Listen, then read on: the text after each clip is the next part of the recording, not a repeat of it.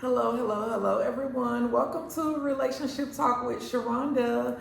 My name is Sharonda Parker, and I am your host. And today, we're talking about unpopular fetishes. And today's unpopular fetish is gonna be collars. Okay, what does it mean to be collared? That's what we're gonna be talking about today. So, I hope you all are ready. Before I get started, let me just say this: I had an awesome weekend. Madison did her thing at SU Law Center with her debate. She made it to the second round. Whoop, whoop, whoop, whoop, to my baby. I'm so happy for her. And then I had the pleasure of attending a Bear As You Dare party hosted by Doc Phoenix. Doc Phoenix has been putting together some awesome kink parties. A lot of times when you hear the word kink, people automatically start to retreat and get scared. But let me just say this: when you attend a Doc Phoenix party, the very first thing that's going to happen is you're going to be educated, because that is her primary focus. Of course, she wants you to play, she wants you to toy tasting and all of this kind of stuff, but her primary focus is education. So I was able to learn some new terms this weekend. When I went to the party, I was collared, and that is what made me say, which this was going to be one of the unpopular fetishes anyway, but I decided to go ahead and do this one after splashing, because I'm starting off with the ones that I'm actually doing, or that I have done or currently doing, whatever you want to call it. But when I went to the kink party, this is the actual collar that I was wearing. Now, this one does not have a traditional leash. It just has a drop leash to it. And the collars, they can look all types of ways. You can have the bling ones like this one that I'm wearing. You can have the leather ones. You can have ones that look like more Japanese silk rope material. They can be made out of all types of different things, okay? So there's no limitation when it comes down to what your collar can look like. So let's talk about it. What does it mean to be collared? So basically, being collared means that there is a power exchange, meaning that somebody is basically going to give up control, and normally it's the person that's wearing the collar. Now, we like to think that the person wearing the collar is the one that's giving up control, but in reality, we're the ones that's in control, because we're saying what can and what can't happen. Now, I was drinking at Taylor Port this weekend, and I don't even remember at what point, but I came up with my safe word, and it was yellow. I don't even know what made me say yellow was my safe word, but I created a safe word and everything this weekend. The next thing that wearing a collar, especially amongst people in the kink community, when you show up and you have a collar on, it lets everyone in the room know that you're not alone, that there's some ownership attached to you. Now, does this ownership apply outside of that space? Most times not. But it kind of symbolizes that I'm here with someone at this particular event. That's kind of what it means. Now, we have some people who actually live the lifestyle 24/7, and we're going to get up into that. We're going to get into that at the end. But about maybe 2 or 3 weeks ago, I went to a club in New Orleans, and there was a couple. It was an older black couple, and the lady had a collar on, and it had a leash attached to it, and she was basically a few steps behind this man, but he was holding on to the leash. Now, this is the thing: when you see people that are collared, sometimes you kind of like wave and speak or whatever, but you don't normally just walk up to them and talk, because the thing is, you don't know if they have permission to talk or not, right? So you don't want to just walk up to them and just start talking, and then they don't speak back to you or say anything, and you just kind of like, well, what's going on? You kind of wave or whatever, and a lot of times they will then talk or let you know that they're in a power exchange where they actually have permission to talk, right? So when I spoke to the lady, I was like, oh my God, like, hey. And she spoke back, and when she spoke back, I said, I love your collar. I love what y'all got going on right here. Like, I completely understand what y'all got going on. And she was like, thank you so much, because most people don't understand what's going on.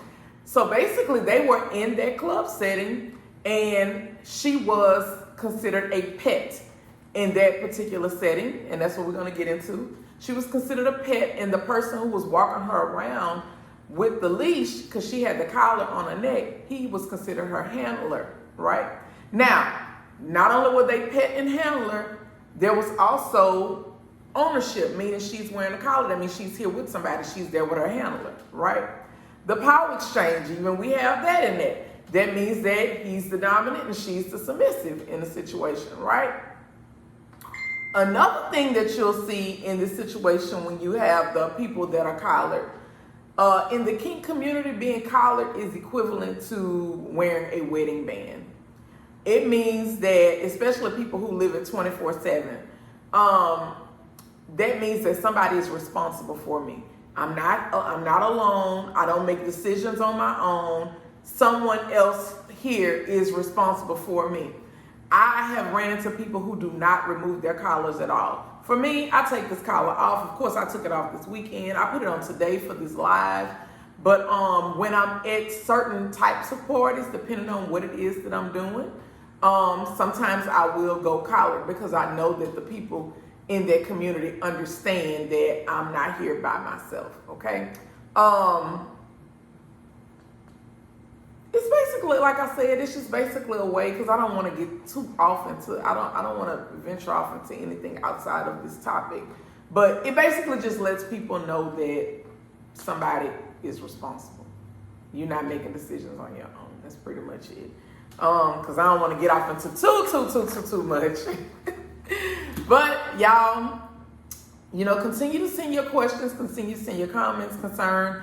Thank you all for my faithful shoppers who have shopped online with me over the years. Y'all, I don't think I have ever in the history of having a website had a month like October. Like October was one hell of a month. I decided to do a pre-sale, which was the Black Rose bundle. Cool. Put the order in, had no idea that China was shutting down. Y'all, these people have so many holidays throughout the year. And when they shut down, meaning everything stops. Like, I don't care what type of job you have, everything shuts down. You ain't getting nothing in or out, right? So when I got my order in, it was half of the order, meaning that the other half, I had to still wait on it to come. And I'm like, well, this is not the full amount that I ordered. I did a bulk order. And they was like, oh yeah, well, one part shipped out and the other box is on its way. So now I got half of the orders that then went out, and now I still had the other half of the people still waiting on their stuff. I was like, you know what? The pre-sale, so you can get it at the great rate, was a good idea, but I don't think I ever want to be in a position to where I'm waiting on something to come in to be able to ship it out to my customers. So if you ordered the Black Rose bundle, thank you for your patience. The last of the order has came in. It has been shipped out.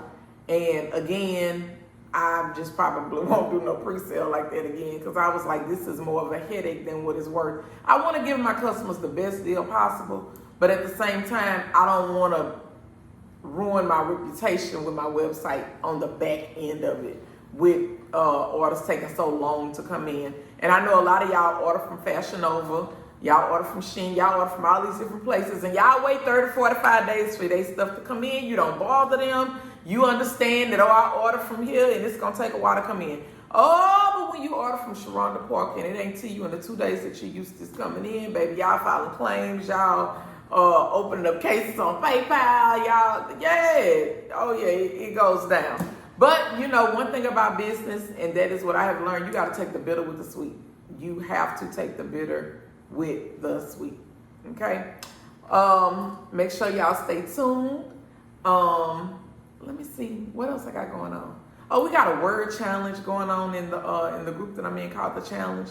It is a fitness group, but right now we're doing like a little mental health stuff.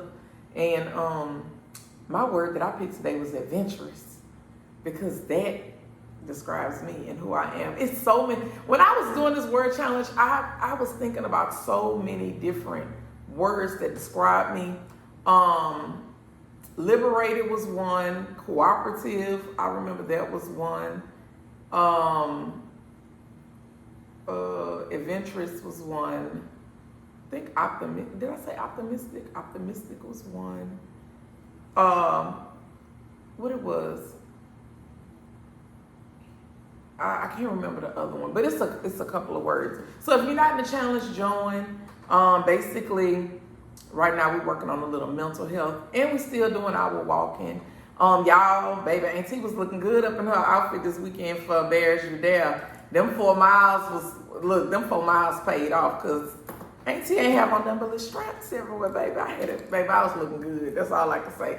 And one thing about me, I'm comfortable with the skin that I'm in. You know, I told y'all in 2023, get ready, because you will see me at a lot of nude events. These are some of the things that I've always wanted to do, because I'm just a free-spirited person. And a lot of times people like to overlap nudity with sex, and a lot of times nothing like that is going on. When you dealing with nude events, there's no sex involved. It's just basically you free and you liberated, and you out there amongst nature, and you just, you know, you free. You doing you amongst other people just like you doing you. And when you done been around strippers and stuff, as long as I done been around it, I see naked people all the time, and I don't think nothing of it. So when I see naked people, I ain't like, that ain't hot. Like, it's like you naked and I don't even see you naked. Like, the nudity don't even really, I'm so used to being, I guess, stimulated in so many words.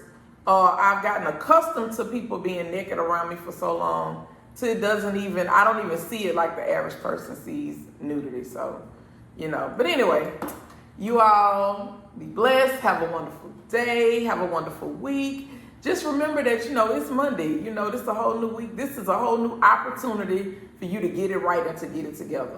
Okay? Even if last week didn't go the way you wanted to go, make it happen this week. Okay? All right. Y'all enjoy the rest of y'all day. If y'all got questions, concerns, comments, send them. If y'all into being collared, tell me about it. All right? All right.